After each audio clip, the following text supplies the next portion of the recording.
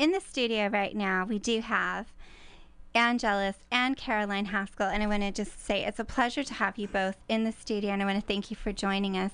You are the authors of Combined Destinies, White Sharing Grief About Racism. Now, I want to ask you, how did you come to collaborating on this book? The book was an inspiration. Is the volume okay?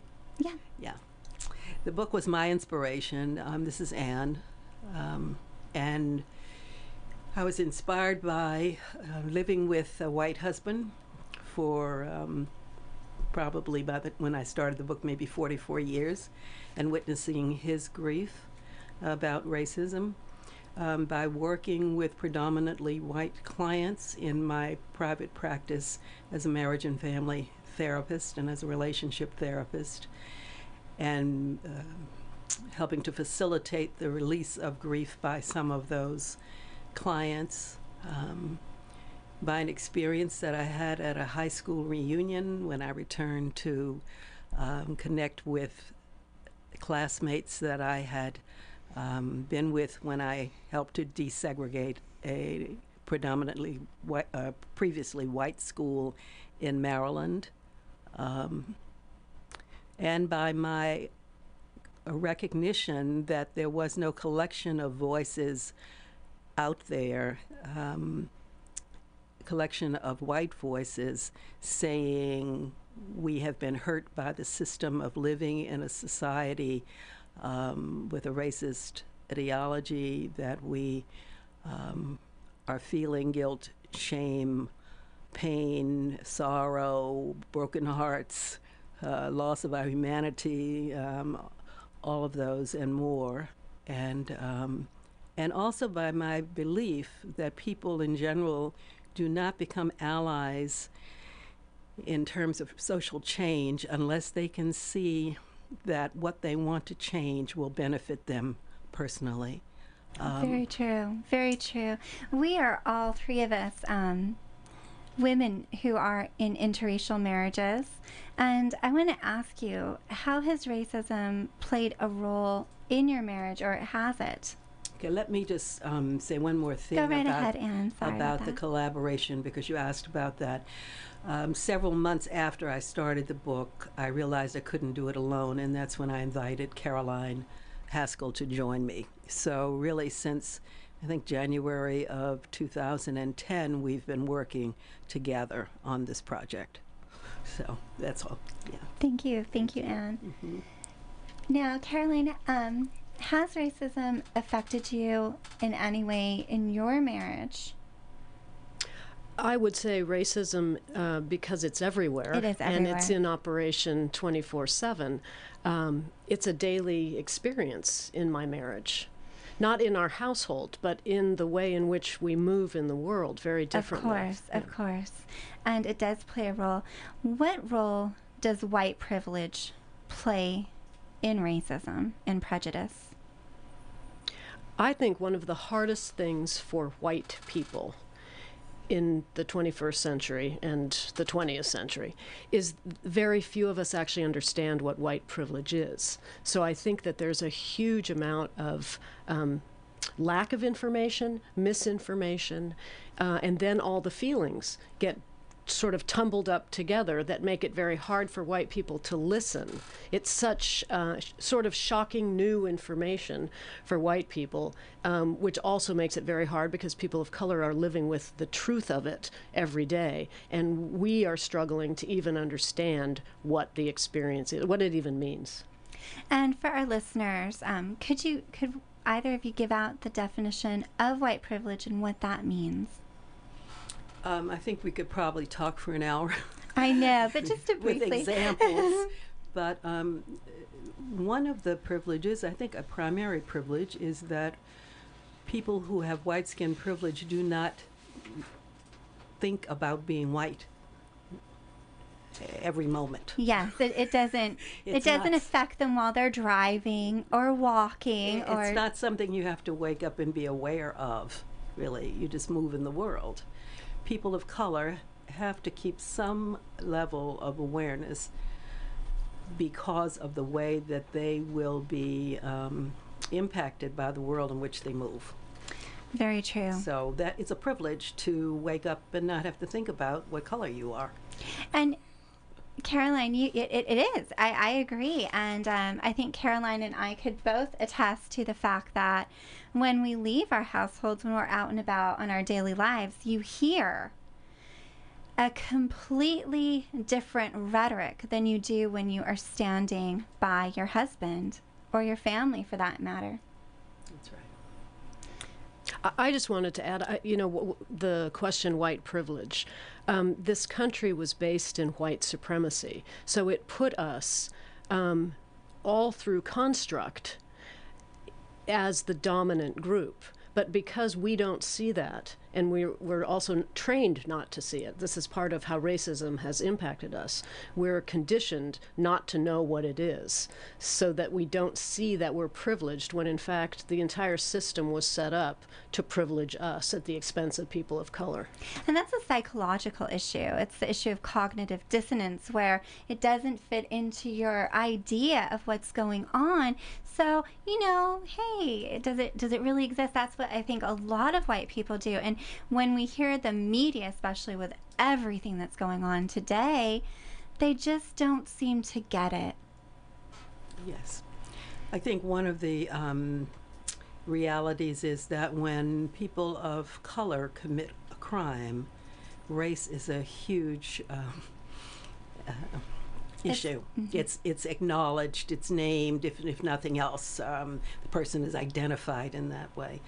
When white people commit crimes, and more white people commit crimes than people of color do, race is not an issue. And a lot of that goes into the judicial process of how the courts handle their prosecution and the defendants. And also another issue with the jury. You're both psychologists or Psychotherapists. Psychotherapists, thank you. So I'm going to use another term, the fundamental attribution error. How do you think that affects people, not just in regular society, but especially throughout the judicial process? Address that? Well, I don't know if I'm going to address that directly, but again, when we go back to privilege, yes. The judicial process is part of institutionalized racism. So all of our laws, all of our policies from the very beginning have all been based in white supremacy. So any person of color is at a disadvantage just going in. And again, these are not things we talk about, and we don't do a very good job of examining. How does this policy actually privilege white people? We're going to have to deconstruct a lot of things that we take for granted. I couldn't agree more. I think it's so important. And I think one of the problems that we have in our society is that we have these labels, these ideas, as you had mentioned, that have been instilled from since America began. And some of them people they're not even aware of. They're just embedded in their psyche. That's right. And it's just, to me, it's just horrible. Absolutely horrible. Well, yeah. on the surface, it seems as though it's an advantage to not be aware. The reality is that you're being really hurt by lack of awareness. And it hurts everyone. Your book, especially, I believe, from what I've read in your bio and everything else, what are the effects of racism on white Americans who are either overtly racist or simply naive to white privilege? I can see there are a lot, just from Anne's face. It's a big question, because and this, I think, is one of the hardest things to really grapple with. Just because you're not aware does not mean you're not being hurt. And I think one of the biggest ways we're hurt, to be overtly racist, to have some sort of belief system that someone else is inferior to you, and put you in this kind of superior place, that's damaging to your soul, because we're not superior. And and you cannot hurt other people. This is the big point that Anne and I make in this book. You cannot hurt other people and not hurt yourself. It just can't. It's not how it works. That is so true. I'm Michelle Jackson, filling in for Hal Ginsberg, and with us in the studio we have Ann Gellis and Caroline Haskell, and they are the authors of Combined Destinies, White Sharing Grief About Racism. We're going to go to a short commercial break, and we'll be right back right after this. And we're back. You're listening to The Morning Show on KRXA 540 AM. I'm Michelle Jackson, filling in for Hal Ginsberg. You can catch my show every Sunday from 3 to 4 p.m. And with us in the studio, we have Ann Gellis and Caroline Haskell. They are the authors of Combined Destinies. I do want to talk about your book. I see we do have a caller. I'm going to ask you just to hold on just for a second. Let's discuss the book a little bit. Go ahead, Ann. The book is an anthology of 52 writers. Okay, it's an anthology of 52 white writers. They are diverse in every way, with the exception of racial identification. That is, they're men and they're women. Their ages go from 21 to 74. You have a question? They are some of them have educational, lots of formal education, and some of them have published books. Some of them have never written before and have high school education only. They differ in terms of status, in terms of class, in terms of job, in every way you can think of, and in terms of sexual orientation, every way you can think of except for racial identification. And it is really the first anthology that we are aware of that addresses this subject. Some of the stories are extremely powerful. Some of them are very courageous. And they go all the way from people who grew up with parents who saw themselves as social activists to parents who were members of the Ku Klux Klan. So there's quite a dynamic group of people. Yes, it is. One thing I want to add, your website, combineddestinies.com. I was looking at the website, just a great website, and so much praise from such a wonderful amount of people. Henry Louis Gates Jr., just to name one, and I have to definitely recommend getting this book. I do know we have a couple of callers. I'm going to go to Stephen Goings. Stephen, you had a question for Ann and Caroline. Hi, Stephen. Hi, Stephen. Hi. How are you? You know, it's a marvelous book. I haven't finished it, but I've read many of the testimonials in it. And you were talking, Caroline. You were talking about, I think it was you, about white privilege, of having the privilege not to notice your whiteness. And at the CSU Monterey Bay, I notice a lot with white students when we that they don't seem to recognize that they have a culture. And so I wonder if either one of you could talk about, or like, would it be possible or even useful for whites in this country to develop a positive, non-racist white identity? Because it seems like the only self-conscious white identities that we talk about are the KKK or neo-Nazis or skinheads, and so there's always that racist element. Is it possible to develop a positive, non-racist white cultural identity in this country? Absolutely. I'm really hoping, Stephen, thanks, that was a great question. It's a wonderful question. I'm hoping that this book can be a start. So we've got 52 people willing to write their story, and our hope is that it creates a larger conversation, because one of the things that white people really need to do to become allies to people of color is to reclaim pride in being white, and to examine what that means. So it's a long process that we're asking people to engage in, but it's completely possible. And to become allies to each other in terms of making changes that are positive for the country. Those are very important, and to do it in a respectful way. We, pride is a wonderful thing, and I think it's something that everyone should have in a respectful manner, because so often, unfortunately, we see it turned around a little bit. We were going to go to one more caller, and then I want to go to where to get your book and also your upcoming events. Caller, you are on the air. Yeah, I think America has pride in abolishing slavery and stomping racism out. I think that's what America is about. I think that's what white people are about. Are there racist elements in this country? Absolutely. Are there people that encourage minorities to continue to be victims? Absolutely.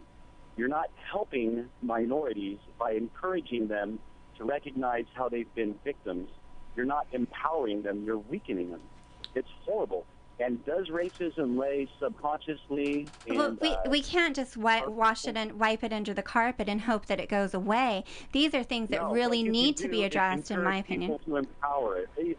Good point. That's such a shallow argument. Okay, now let's talk about racism in America. Okay, you got about 30 seconds. Are you aware? Okay, I got it. Are you aware that Muslims are burning down Christian churches in Egypt by the dozens? I believe it's the Egyptian government that's burning down the churches. You know, we are racist against white people. You're just flipping racism and racism. I'm gonna get back to our guest. Racism is prevalent throughout the world. It doesn't just exist in our country. We saw that with Oprah and her handbag. Not really the story of the century, but you know, you can't sweep these topics under the carpet and hope they don't go away. It's like vacuuming your floor. If you don't do it, it's still going to be there. Caroline, would you like to respond? Yeah, I appreciate the struggle in this conversation and the struggle that while we have made steps in this country to undo some of what we've done, there's still a lot of work to be done. So I think that's, that would be my point, is that we can't just rest on the laurels of, yes, we abolished slavery, even though I am definitely glad we did. But there's residue from that experience that is still alive today. So that's what we're really trying to talk about. And one of the points, a major point that the book makes, is that white people are also victimized. Mm-hmm. Okay, victimized because of loss of consciousness, victimized because of loss of humanity, victimized because of having to look at things in a very narrow way in order to feel stable emotionally. There are lots of, so really recommend you read the book before you make a judgment about it. Amen to that. And the book is called Combined Destinies. Where can people get their own copy? Locally, we've got a couple of places that are selling the book. The CSUMB, Cal State University, Monterey Bay bookstore. It's going to be at the Works, the bookstore in Pacific Grove. Those are the two local. It's also, you can purchase it online, Amazon.com, Barnes & Noble, and Potomac Books, which is the publisher. They will also sell the book, yeah. Is it available through your website? There's a couple links I see. Yes. Okay. Yes. It's also, there's an e-version too. So it's wonderful. Yeah. So you can get it in any format. This is a great book. I think that, again, before you make a judgment, read the book, because this book is about bringing people together. That is the concept. Also, of course, you can order it from Cynthia Fernandez at the Pilgrim's Way, and they will run it out to your car. Pilgrim's Way on Dolores between 5th and 6th, a wonderful sponsor of KRXA. Now, we are running out of time. I did want to ask you about upcoming events. Next Thursday, the 22nd, Anne and I will be at the Pacific Grove Public Library at 7:30 in the evening to do both a book reading. We have at least one other contributor who's going to be present to read as well. Anne and I also, we like that when other contributors come. And then we'll do questions, answers. Yes, there's a reader's guide at the end of the book, which helps people have conversations that are related to the stories. The stories are all personal and related to their lives. In addition to the library, this year so far, we have one more public event scheduled, and that'll be in November at OLI at CSUMB, the Osher Learning Lab Institute at CSUMB. Well, I want to thank you both. I would love to have you come back again, because this is a topic that's so hard to discuss in such a short period of time. Again, Combined Destinies, White Sharing Grief About Racism. Go to their website, combinedestinies.com, to find out more. Thank you so much, Angelus and Caroline Haskell. It's been a pleasure. Thank you, Michelle.